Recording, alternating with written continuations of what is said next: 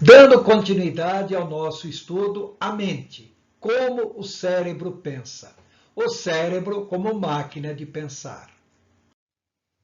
Bom, então, além dos objetos mentais que nós mencionamos anteriormente, uma outra forma do cérebro pensar é através das ideias. E as ideias se manifestam basicamente através da linguagem.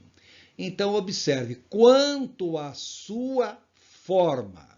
Uma ideia não difere de uma imagem mental, mas difere bastante quanto ao modo que esse processo ou que tudo isso é processado. Então, conceituando ideia ou raciocínio. Nós já falamos sobre William Maximilian Wundt, que foi o fundador da psicologia científica. Ele dizia que ideia é a representação no consciente de algum objeto ou processo do mundo exterior. Ou seja, ele estava indo muito além das imagens mentais.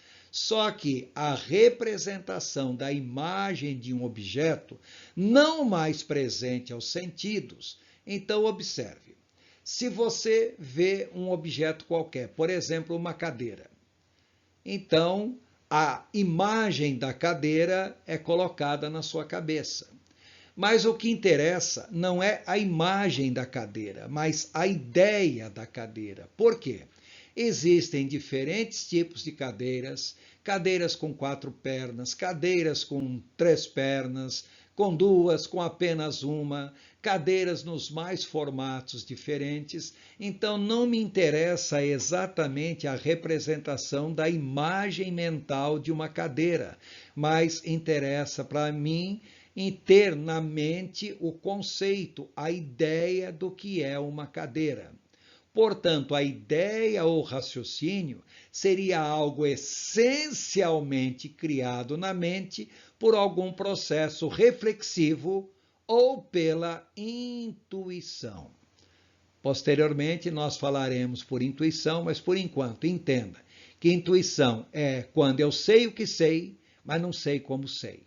Ou seja, um conceito totalmente abstrato de percepção das coisas. Então, observe agora que nós não estamos focando em imagem mental, e sim no conceito de ideia, no conceito de raciocínio. Então, raciocinar, o que é?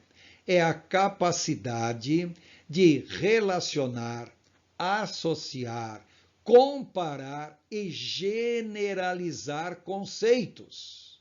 E, por fim, interpretar, deduzir, organizar e categorizar as conclusões, gerando novas imagens mentais que serão devidamente armazenadas na memória. Imagine que você tenha nascido num local, crescido naquele local, onde você só vê uma raça de cachorro. Então, quando falar cachorro, a ideia que vem na sua cabeça é aquele cachorro típico daquela região. E a pessoa não vai conseguir imaginar uma outra forma de cachorro diferente. Mas um dia essa pessoa sai dessa região, vai para um outro local qualquer e vê um outro animal do mesmo jeito, com 4 patas, peludo, orelha, uma boca bicuda, assim por diante.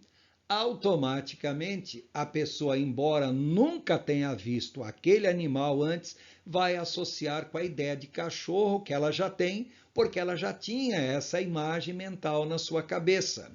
Então, o que interessa agora não são as imagens, mas as ideias. Observem agora.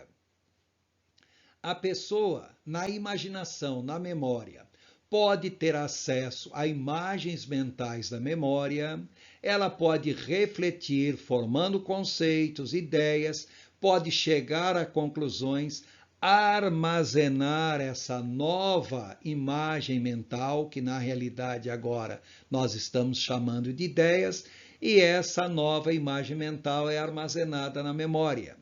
o acesso à memória ocorre do mesmo jeito. Uma vez acessada, a informação é descompactada, é interpretada para que seja devidamente entendida. Embora as ideias sejam mais que imagens mentais, elas partem das imagens mentais e concluem em novas imagens mentais. Ou seja, ideia é um conceito abstrato, mas repare que para ter ideia, a pessoa na realidade já teve uma imagem mental relacionada que deu origem àquela ideia propriamente dita. Então vamos observar algumas coisas. Quais são as diferenças entre ideias e imagens mentais? Em primeiro lugar, locais onde as ideias se processam e são armazenadas, no lobo pré-frontal. As unidades de processamento das ideias estão espalhadas por todo o cérebro, mas as áreas mais importantes são as áreas 9, 10 e 46, as áreas de Brodmann, que funcionam como centro coordenador dos demais centros listados acima. A forma de armazenamento.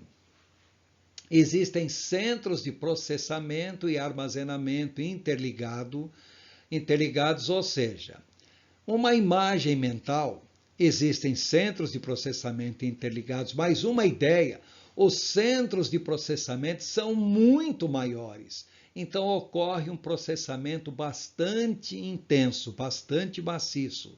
E as ideias podem realimentar o próprio processador e outros processadores paralelos. Por isso, uma ideia sempre puxa outra. E se a pessoa não estiver focada em seu raciocínio, a tendência é devagar. Repare quando você começa a pensar num determinado assunto. Se você se mantiver apenas no pensamento, aquele algo que você está pensando vai trazer uma outra imagem ou uma outra ideia paralela ou complementar, que vai trazer uma outra ideia e outra ideia e outra ideia, e assim infinitamente. Depois de algum tempo, você nem se lembra exatamente como você começou a pensar naquilo. Você já divagou, já se perdeu completamente. Observe, você já tentou orar apenas mentalmente? Sim, claro que sim. Você já observou que enquanto você está orando apenas mentalmente, dali a pouquinho você já perdeu a sequência da sua oração? Você já está pensando em coisas que não tem nada a ver com a sua oração inicial. Aliás, você já estará pensando em coisas que não tem nada a ver com a sua oração. A sua mente já divagou, já voou completamente, já perdeu o seu foco.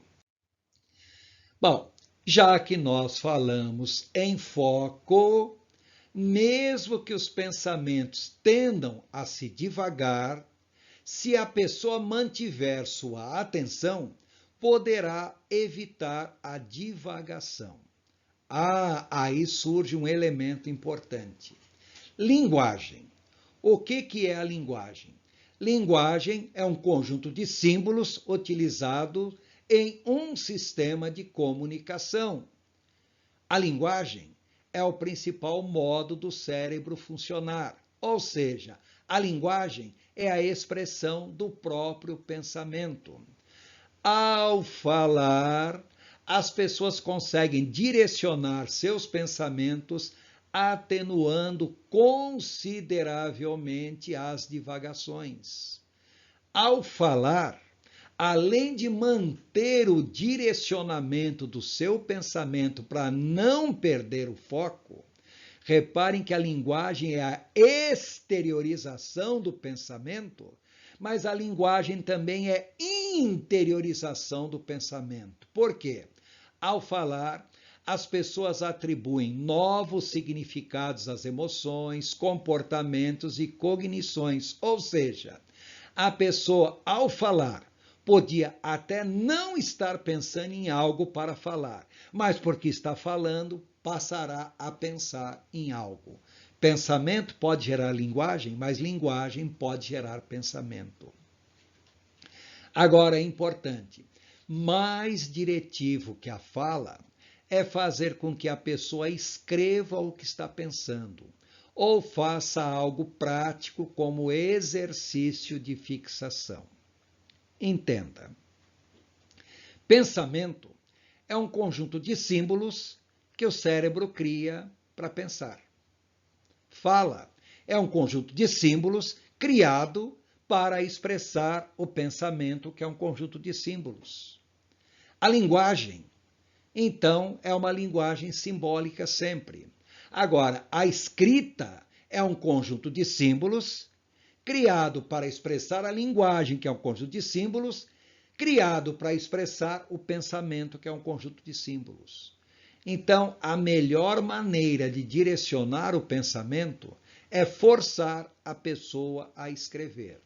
E se a pessoa está num processo de aprendizado, é fazer a prática, o exercício de fixação do seu pensamento para forçar o seu processo de aprendizado.